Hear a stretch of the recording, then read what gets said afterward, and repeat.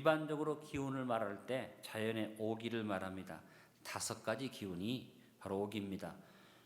목, 화, 토, 금, 수의 이 오행의 기가 자연의 5가지 기운입니다. 나무, 불, 흙, 그다음에 여러 가지 자연의 산물과 물을 가르켜서 5가지 기운이라고 말합니다. 흔히 세상에서 오기를 부린다면 이 5가지 기운을 생각하기보다 자기중심적이 되어서 오기를 부리고 빗나가는 걸 말할 때 우리가 오기 부린다. 그와 같은 한자 오기가 아니라 5가지 기운을 제가 말씀드린 것입니다.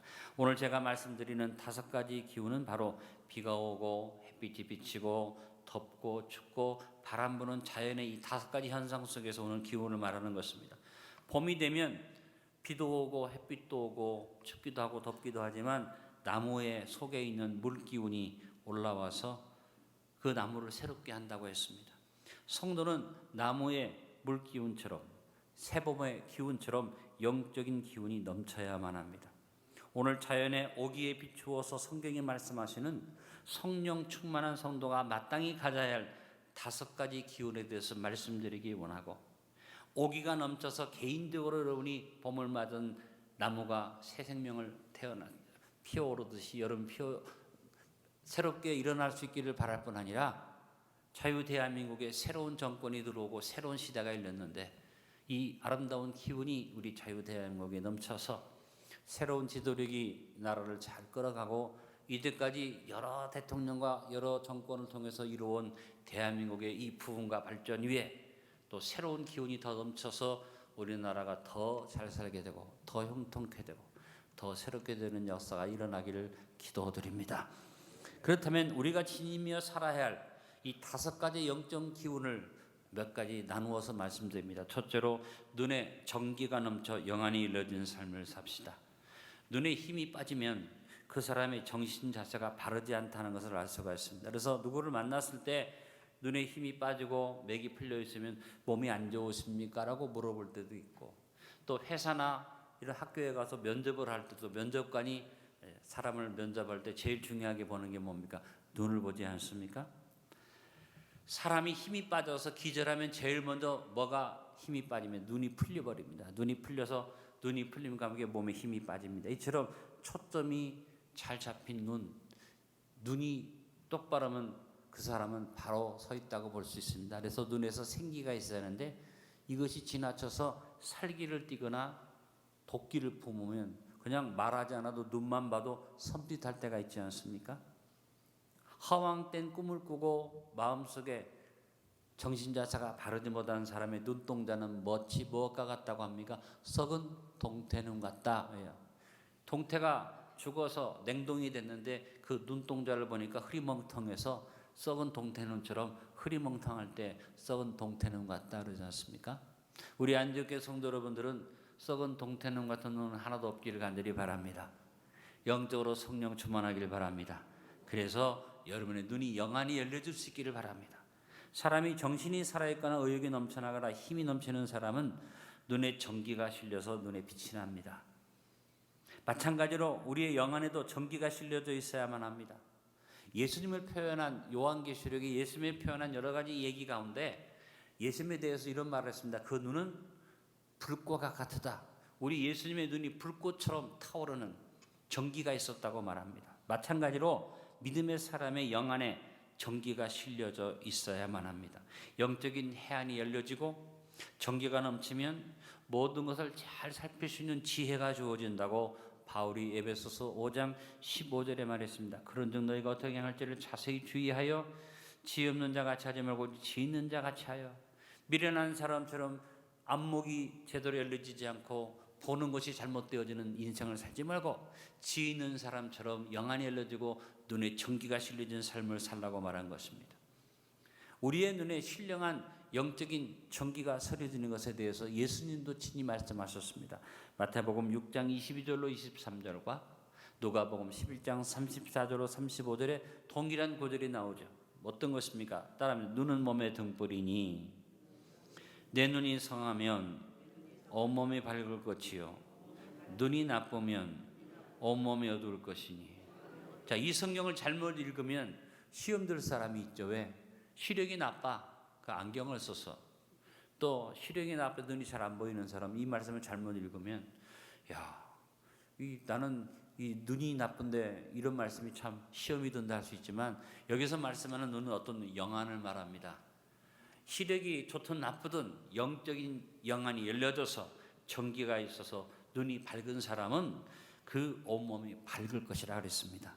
있는 그들을 볼 수 있는 정직하고 정확한 눈도 필요합니다만 그 위에 믿음의 사람에게는 뭐가 필요합니까?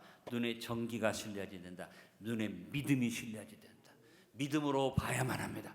믿음으로 모든 것을 내다보는 안목이 열리기를 간절히 축원합니다. 하나님이 아브라함에게 축복하실 때 믿음의 눈을 들어서 보라고 말씀하셨습니다. 창세기 13장 14절로 15절에 롯이 아브라함을 떠난 후에 여호와께서 아브라함에게 이르시되 너는 눈을 들어 너 있는 곳에서 북쪽과 남쪽 그리고 동쪽과 서쪽을 바라보라. 보이는 땅을 내가 너와 내 자손에게 주리니 영원히 이르리라. 지도자가 미래를 보여주고 비전을 가지고 앞을 바라보고 나가게 하는데 자꾸 과거를 보고 적폐를 청산하고 더러운 것들을 깨끗게 하겠다는 것은 좋지만 자꾸 뒤를 보게 하면 나라가 뒤로 갈 수밖에 없는 것입니다. 저는 새로운 지도자가 우리에게 눈을 들어서 앞을 보자고 비전을 제시해주는 그런 꿈을 가진 지도자가 될 수 있기를 간절히 바랍니다. 우리 주님도 눈이 밝아야 한다고 말씀하셨습니다. 여러분 눈을 들어 주를 보고 비전을 품고 앞을 내다보는 눈에 정기가 있는 믿음의 성도로 물기운이 넘치는 아름다운 이 봄이 되시길 간절히 바랍니다. 눈을 들어 주를 보라 주의 영광을 보라. 눈을 들어 주님을 보고 영광을 봐야 하는데 믿는다고 하면서 하나님을 섬긴다고 하면서 여전히 눈을 들어서 세상을 보므로 우리가 잘못될 수밖에 없는 것입니다. 재미있는 단어 몇 가지를 알려드립니다.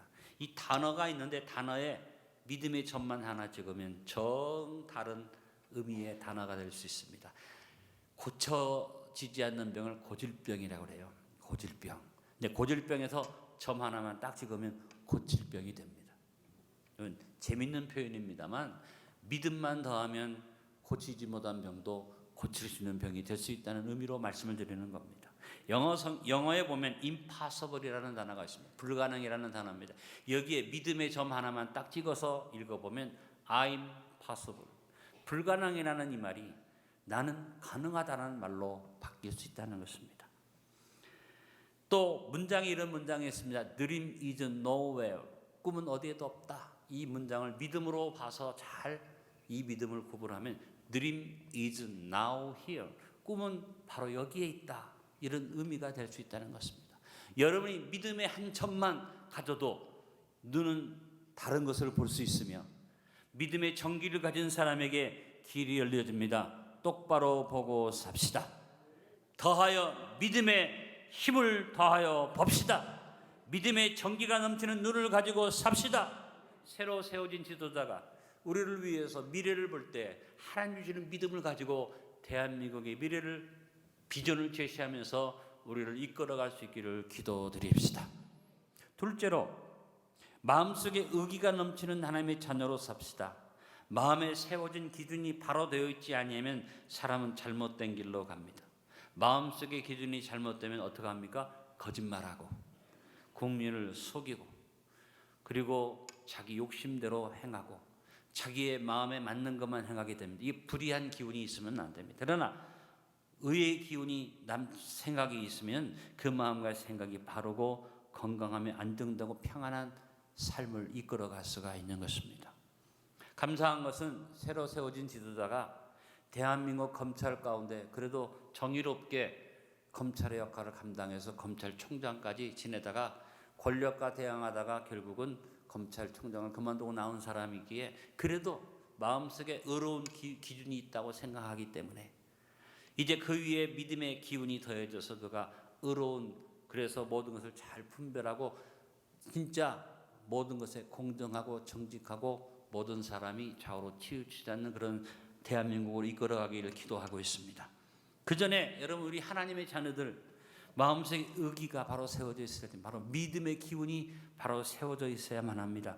사람이 마음으로 믿어 의에 이르고 입으로 시인하여 구원이 된다고 로마서 10장 10절에 말했습니다. 우리가 마음에 하나님을 섬기면 마음속에 의가 들어와 의의 기준이 생겨지고 의의 기준을 가진 사람이 그 의를 입으로 고백할 때 하나님을 도울 수 있다는 것입니다. 나는 우리 대한민국에 하나님 주신 의의 기운이 모든 사람들의 마음속에 뚜렷하게 세워지기를 바랍니다. 잘못된 기준을 가지고 인권이라는 이름으로 천지 창조의 질서를 무너뜨리고 양성의 뚜렷한 구분을 무너뜨려서 혼돈을 가져오는 사람들이 잘못 나가면 모두 다 망하는 자리로 가버릴 수밖에 없는 것입니다. 의라는 것은 뭘 말합니까? 하나님과 사람 앞에서 당당한 자격을 갖는 것을 말합니다. 이제 예수 그리스도의 보혈로 말미암아 어렵게 되어진 우리들이 이제 이 의기가 활발하게 살아 넘치는 삶을 살면서 말씀으로 무장되어져서 말씀에 대한 믿음이 넘쳐날 수 있게 되기를 간절히 바랍니다. 말씀에 대한 믿음이 풍성해 삶의 뜻을 따르는 의의 기준과 기운이 살아있는 아름다운 성도의 삶을 삽시다. 악한 세대는 뭐가 기준입니까? 자기 욕심이 기준입니다. 그래서 마음속에 의기를 상실하고 헛된 세월을 낭비하게 됩니다. 그러나 하나님의 뜻을 따라서 의의 기준이 뚜렷한 사람은 하나님이 원하시는 뜻을 분별하며 삽니다. 로마서 12장 2절에 너는 이 세대를 본받지 말고 오직 마음을 새롭게 함으로 변화를 받아 하나님의 선하시고 기뻐하시고 온전한 뜻이 무엇인지 분별하도록 하라고 말씀했습니다. 악한 세대의 마음 기준이 잘못되어 나타난 일들이 우리 사회 속에 있지 않습니까? 굉장히 성공적인 사람이고 굉장히 인기 있는 사람이고 권세도 있고 명예도 있는 사람이 한 행위가 더럽고 추잡한 일을 해서 하루아침에 폐가 망신하고 수치를 당하는 사람들을 보면서 우리는 퀘션을 갖습니다.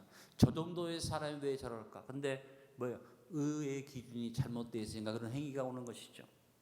대한민국이 부끄러운 것은 대한민국의 최고의 도시 서울특별시, 제2의 도시 부산 직할시의 수장들이 전부 다 시장들이 다 의의 기준이 잘못되어 있어서 잘못된 일을 했고, 대한민국의 가장 어려운 기운이 살아있어야 할 광복회 회장이라는 사람이 기준이 잘못되어져서 자기중심적이다 보니까 어그런 일을 해요.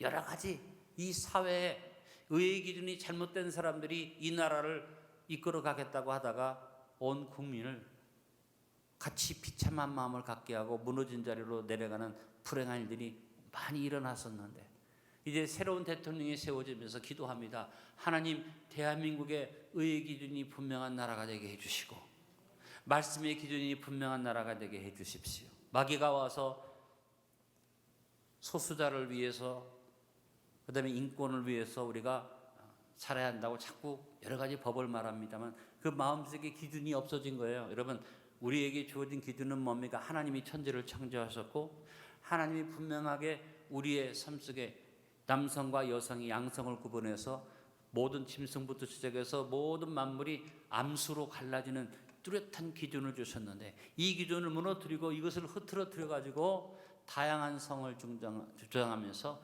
평등을 말하는데, 여러분, 양성 평등은 맞는 얘기입니다만 아무리 평등해도 여러분 차별과 구별의 의미를 분명히 알고 나가야지 됩니다.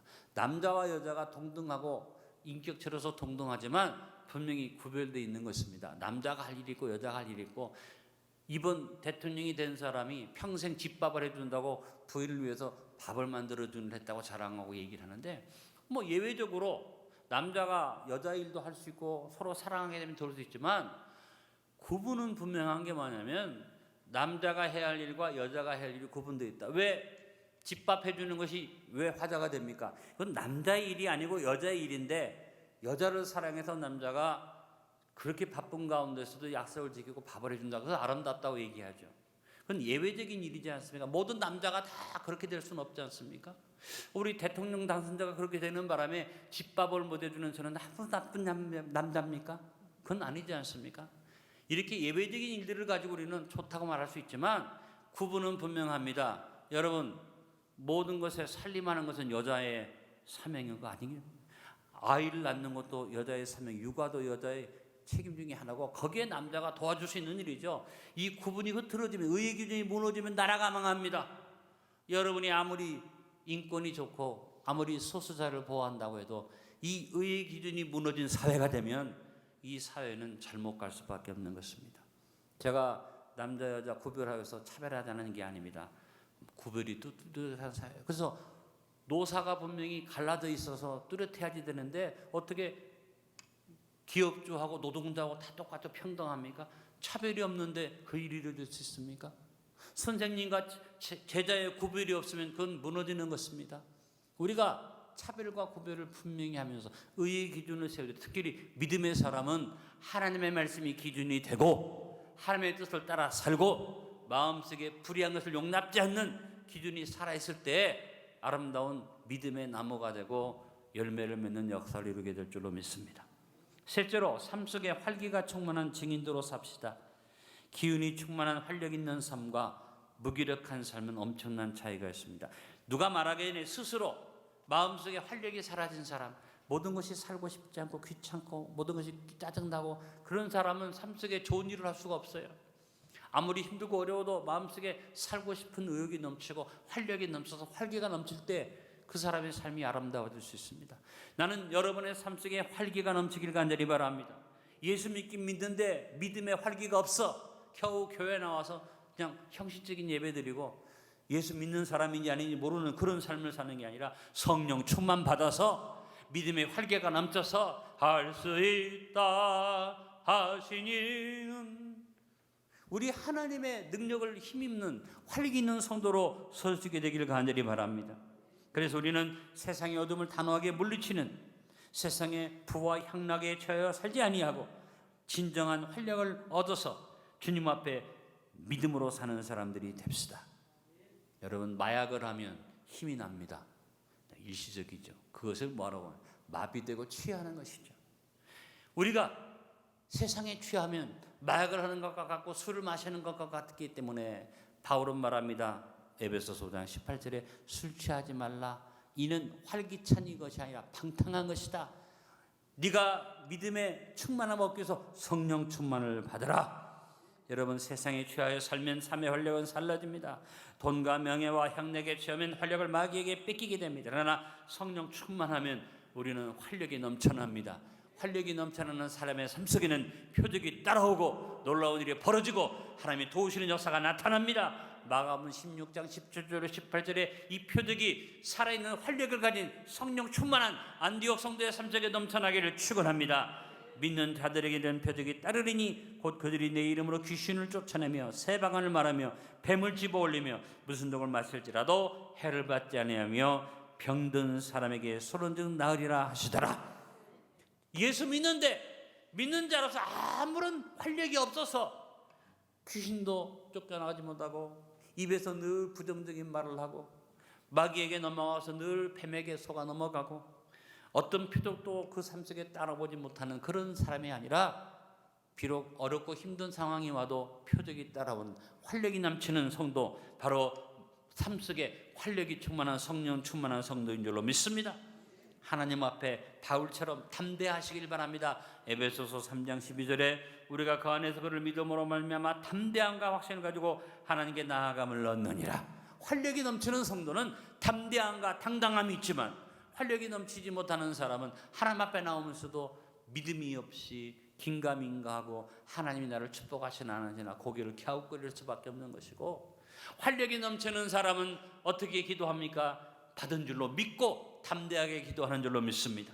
요한일서 5장 14절에 말씀이 있는 것처럼 그를 향하여 우리의 가진 바 담대한 것 이것이니 그의 뜻대로 무엇을 구하면 들으심이라. 믿음의 활기가 충만한 아름다운 삶을 누리기 위해서 여러분 삶 속에 성령 충만한 활기로 넘쳐나시길 간절히 축원합니다. 넷째로 관계 속에서 화기가 넘치는 화목의 덕으로 살아갑시다. 사람이 살아가면서 제일 아름다운 모습은 화목하는 것이죠. 주변에 있는 사람과 더불어 화목하고 하나 되고 화기가 넘치고 따뜻한 마음과 부드러운 태도와 모든 사람을 감싸는 그런 사랑의 마음으로 살아가는 성도가 될 수 있길 바랍니다. 지금 자유대한민국이 새로운 정권이 탄생되었는데 가장 큰 숙제가 뭡니까? 반반으로 나뉘어진 이 나라를 새로운 지도자가 어떻게 하겠어요? 화기가 넘쳐서 모든 사람을 품에 품고 자기를 반대하는 사람도 자기 편으로 만들 수 있는 능력이 주어져야 하는데, 우리 새로운 지도자에게 그 축복이 있길 바랍니다. 이 일은 누가 앞장서 줘야지 됩니까? 하나님이 우리에게 주신 사명을 받는 그리스도인들이 화목하게 하는 일에 마음의 화기를 품고 이 일을 이루어가야만 할 줄 압니다. 우리 교회 안에서 여야를 없애십시다. 우리 교회 안에서 전라도 경상도가 없어지길 바라고 마음의 화목이 넘쳐나길 바랍니다. 고린도서 5장 18절로 19절에 말씀합니다. 모든 것이 하나님께로서 났으며 그가 그리스도로 말미암아 우리를 자기와 화목하게 하시고 또 우리에게 화목하게 하는 직분을 주셨으니 곧 하나님께서 그리스도 안에 계시사 세상을 자기와 화목하게 하시며 그들의 죄를 그들에게 돌리지 아니하시고 화목하게 하는 말씀을 우리에게 부탁하셨느니라. 얼마나 화목이 중요한지, 화목하게 하는 사명, 화목하게 하는 것을 본으로 보여주신 다음에 화목하게 하는 말씀까지 주셨다고 성경은 말합니다. 우리가 하나님을 찬양하고 하나님 앞에 영광 드리면서 마음의 기쁨이 충만한 가운데 감사가 넘치는 화기의 역사가 넘쳐나서 오늘 찬양한 것처럼 내 마음속에 있는 참된 평화가 이 세상의 모든 잘못된 것들을 덮을 수 있는 역사가 우리 안에 넘쳐나기를 간절히 바랍니다. 항상 화기 있는 사람 어떻게 삽니까? 빌립보서 4장 4절 5절에 있는 것처럼 항상 기뻐하며 살고 관용을 모든 사람이 알게 하면서 기쁨이 넘쳐서 우리가 삶 속에서 서로를 품에 안고 용납하며 살아가게 될 줄로 믿습니다. 여러분, 이 땅 위에 천년만년 사는 거 아닙니다. 우리는 앞서거니 뒤서거니 이 땅을 떠나서 가게 됩니다. 정권이 바뀌든 안 바뀌든 불과 4, 5년에 지나지 않습니다. 영원한 나라가 있습니다. 천국 가는 백성이 되었습니다. 한번 따라합니다. 천국 가는데 지장 없으면, 천국 가는데 방해가 안 되면 용서하고 삽시다. 사랑하고 삽시다. 적당히 타협하고 살라는 얘기가 아니라 내 마음속에 분명한 확신, 천국 가는 백성으로서 부끄러움만 없다면 내가 져주고 내가 꺾어지고 내가 품어주고 내가 용서한다는 화기가 넘친 사람, 그래서 모든 사람을 뱉어내는 삶을 사는 게 아니라 이렇게 품어서 안는 삶을 살아가는 그 기운이 새 봄 기운이 되고 우리의 삶에 활력을 주는 역사를 이룰 줄로 믿습니다. 다섯째, 범사에 기름진 윤기를 나타내며 나누어주고 구워주고 베풀어주며 삽시다. 사람이 살면서 화목도 큰 복입니다만 윤기가 복입니다. 화려하고 풍성해도 윤택함이 없는, 윤기가 없는 경우가 있고 좀 부족한 듯해도 윤택함이 넘치는 경우가 있습니다. 여러분, 식당에 가서 아무리 좋은 음식이 많이 나와도 밥이 기름기가 넘쳐야지 음식이 맛있는 것입니다. 여러분, 식당에 가서 이 집이 잘한다 못한다 어디서 봅니까? 다른 요리도 중요합니다만 밥이 얼마나 기름지게 찰지게 잘 됐느냐. 이 밥을 미리 해가지고 그 온장고 속에 넣어놨다가 기름기가 다 빠진 밥을 내놓으면요, 아무리 좋은 음식을 갖다 놔도 이게 별로 맛이 없는 거예요. 제가 청주에 갔는데 조치원에 김치찌개 집이 있다 갔는데 김치찌개 집에 가서 딱 떠먹어보니까 뭐 별로 특별한 맛이 아니야. 그래서 이 집이 왜 이렇게 인기가 있냐는데 그때 밥이 나오는데요, 밥이 아주 기름진 밥이 나와서 그 밥을 원하는 대로 그냥 서비스를 막 해주는 거예요. 이 밥맛이 좋으니까 김치찌개 조금만 얹어도 맛이 있는 거예요. 그래서 내가 깨달았어요. 야, 이 집의 맛은 김치찌개에 있는 게 아니라 밥에 있구나. 뭐예요? 밥에 윤기가 넘치는구나. 저희 집도 식사를 하면서 제 아내가 요리를 잘해 정성껏 하는데 밥을 잘하고 못하고에 따라서 음식 맛이 달라지더라고요. 여러분 삶 속에 여러분 기본적인 삶이, 밥과 같은 삶이 기름기가 넘쳐야지 돼. 윤기가 넘쳐야지 돼. 그것이 바로 안디옥교회 표어예요. 따라하면 나누어주고 구워주고 베풀어주자. 여러분이 나만 알고 그냥 나만 챙기는 사람은 그 삶 속에 윤기가 없어. 그러나 내가 비록 부족하고 내가 어렵고 힘들어도 자꾸 주고자 하는 사람은 삶의 윤기가 넘치는 거예요. 여러분, 우리 대한민국의 삶의 윤기가 넘치기를 바랍니다. 항상 기뻐하고 쉬지 말고 기도하고 범사에 감사하면서 하나님의 뜻을 실천하면서 윤기 넘치는 삶을 살아서 소유의 유무에 관계없이 여러분 삶이 윤택하길 간절히 바랍니다. 여러분 느끼시잖아요. 누구를 보면 그 사람이 굉장히 윤기 있는 사람이 있고 누구를 보면 기운이 없이 그냥 푸석푸석한 사람이 있잖아요. 여러분 삶 속에 생생한 윤기가 충만하길 간절히 바랍니다. 여러분이 어느 자리에 가든지 안디옥 교회를 자랑스럽게 생각하십시오. 안디옥 교회를 말할 때 시내에 있는 사람들이나 대한민국에 있는 모든 사람들이 안디옥 교회를 어떻게 보느냐? 윤기 있는 교회로 보는 줄로 믿습니다. 여러분 자부심을 가지고 더 윤기 있게 삽시다.